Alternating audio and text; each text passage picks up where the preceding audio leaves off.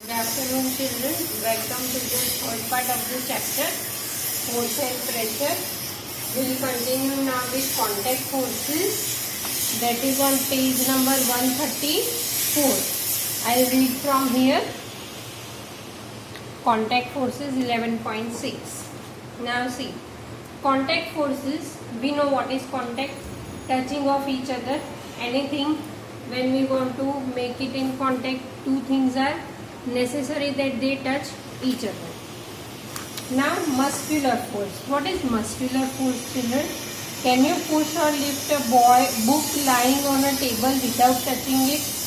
Can you lift a bucket without holding it? Can I lift this pen, this marker without holding it? I need muscle force.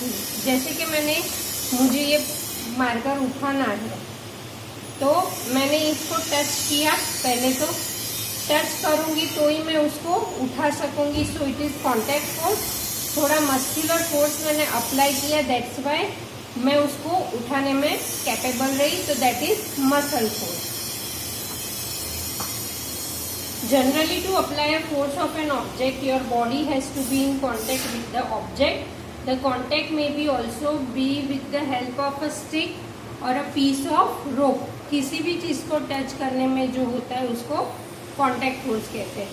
When we push an object like a school bag or a lift a bucket, where does the force come from? कहाँ से आता है? अगर हमको कुछ भी lift करना है तो वो फोर्स कहाँ से आता है? तो that is muscular force. This force is caused by the action of our muscles of our body. In our body, the force resulting due to action of muscles is known as muscular force.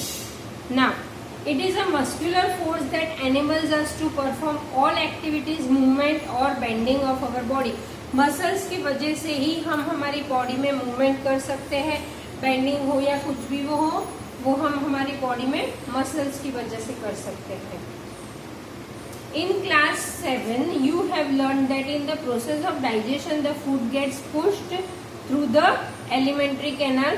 Could it be a muscular force that does it? You also know that lungs expands and contracts when we inhale. हमको पता है कि lungs expand and contract होते हैं जब वो हम inhale या exhale करते हैं. तो where are these muscles located which make breathing possible? Can you list a few more examples of the force exerted by the muscles of the body? बहुत सारे examples हैं जो हमारी बॉडी में muscular force के related होते हैं. जैसे कि twisting your body that is because of muscular force. Bending and picking up anything that is muscular force. Okay.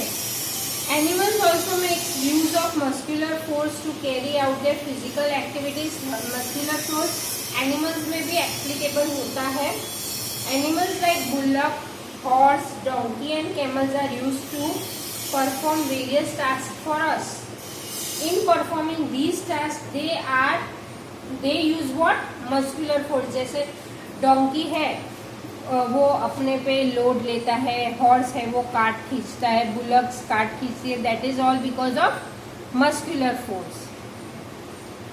Muscular force of animal is used to carry out many difficult task. Now, since muscular force can be applied only when it is in contact with an object, muscular force जैसे कि मैंने बोला, simple example, ये pen है, मुझे उसको उठाना है, ये बुक पे से उठाना है, तो पहले मैं उसका कांटेक्ट करूंगी. I'll touch that pen, then I'll apply muscular force, then I'll be able to lift it up. So it is called contact force. Are there any other type of contact forces? Now, friction is what children? Rubbing. जब भी हम कोई भी चीज रब करते हैं उसमें से हीट प्रोड्यूस करता है, that is called friction. Now see, rub your two palms, it will produce heat produce होगी. रब करके देखो आप, या फिर यहाँ पे भी लगा के देखो, हीट प्रोड्यूस होगी. तो that is friction. Rubbing of any two object is called friction. Match box लो, उसको हम रब करते हैं तभी वो बर्न हो सकती है. That is because of friction. A ball rolling along the ground gradually slows down and finally comes to rest. That is because of friction. Ball कितनी भी दूर जाता हो लेकिन वो फिर at rest हो जाता है, तो वो किसकी वजह से? Friction की वजह से. When we stop pedaling a bicycle, it gradually slows down and finally comes to a stop. A car or a scooter also comes to rest once its engine is switched off. Similarly, a boat comes to rest if we stop rowing it. उसको row करना stop कर देंगे तो वो it will come to rest.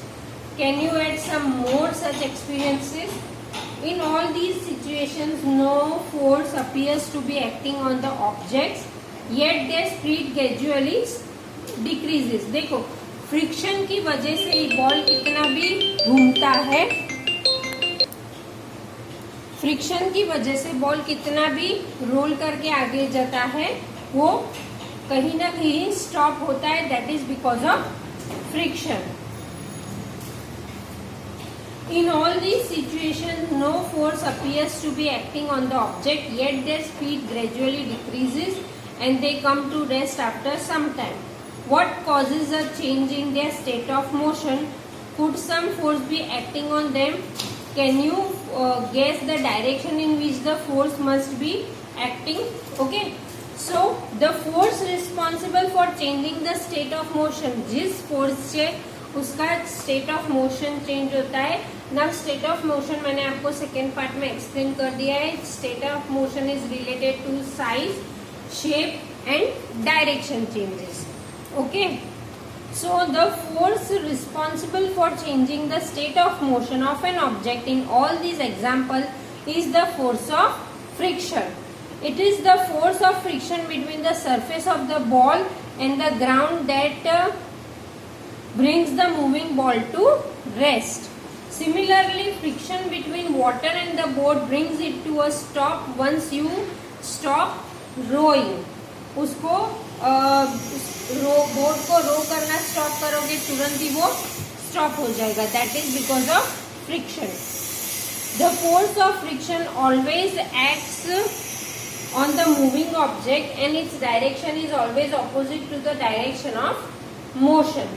Since the force of friction arises due to contact between the surfaces, you will learn more about this. See, 12th chapter इसके बाद वाला जो चैप्टर है वो टोटली फ्रिक्शन पे डिपेंड है, तो उसमें आप ज़्यादा डिटेल में समझोगे कि what is actually friction and how does it work. You may be wondering whether it is essential for agent applying a force on an object to be always in contact. Yes, force के लिए contact दो object का होना जरूरी है always, otherwise आप force कैसे दोगे. Okay, now non contact force, muscular force में फ्रिक्शन और कांटेक्ट फोर्स में फ्रिक्शन और muscular force. Now non contact force, non contact force में जहाँ पे आप कॉन्टैक्ट में नहीं हो लेकिन फिर भी फोर्स अप्लाई कर सकते हो, तो जैसे नॉन कॉन्टैक्ट फोर्स आता है सीधा हमारे माइंड में क्या आएगा, मैग्नेट की बात आएगी, क्योंकि मैग्नेटिक ही ऐसा फोर्स है जिसमें हम टच नहीं करते तो भी वो अपने मैग्नेटिज्म से चीज को फोर्सफुली अट्रैक्ट कर सकते हैं. सो मैग्नेटिक फोर्स जैसे कि इसमें एग्जाम एक्टिविटी 11.6 में दिया है, you can read it. Turn page back.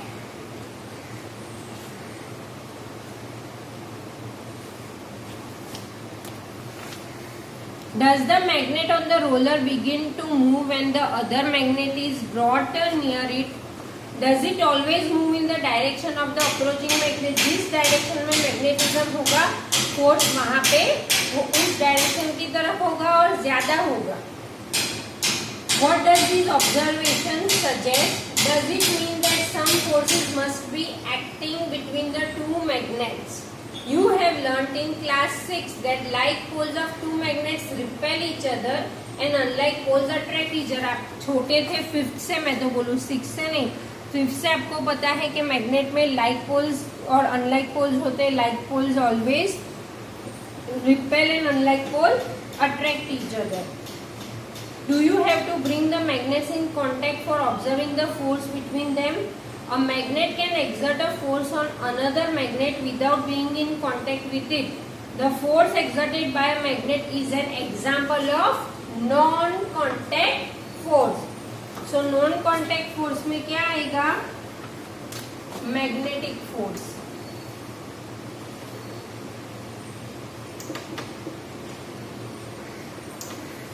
Second जो है electrostatic force. What is electrostatic force? I will explain you.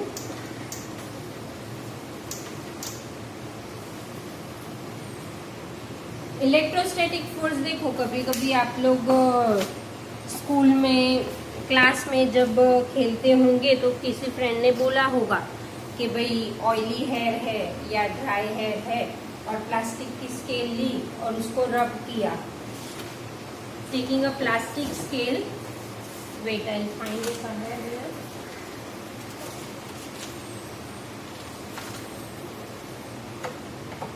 Plastic scale लेके आपने आपके हेज को रब किया, हेज में रब किया, तो इससे क्या होगा? चार्जेस प्रोड्यूस होंगे. Rubbing this object, charges produce होंगे. उससे आप बीट्स ऑफ पेपर को लेंगे, तो because of electrostatic force bits of paper इसको अट्रैक्ट करेंगे. नॉट दिस स्टील स्केल नहीं लेनी, आपको प्लास्टिक की स्केल लेनी. Okay, I don't have, so I am using this. So उसको रब करेंगे, यहाँ पे इलेक्ट्रो चार्जेस प्रोड्यूस होंगे, जिसकी हेल्प से अगर बिट्स ऑफ पेपर पड़े हैं तो वो इसमें अट्रैक्ट होंगे. So this is called non contact force. I read. See now 11.7 activity में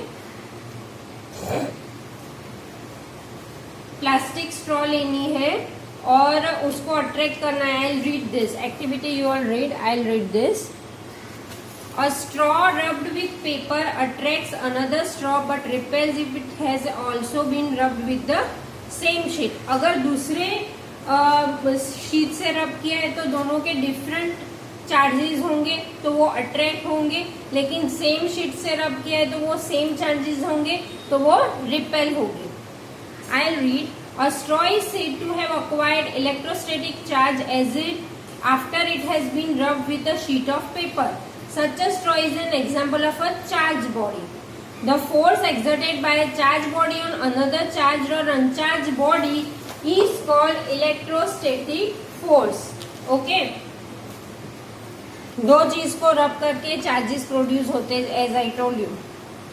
the electrostatic force is therefore another example of non contact force. You will learn more about it in lesson 15. So here I complete part 3. Now rest I will explain you in part 4.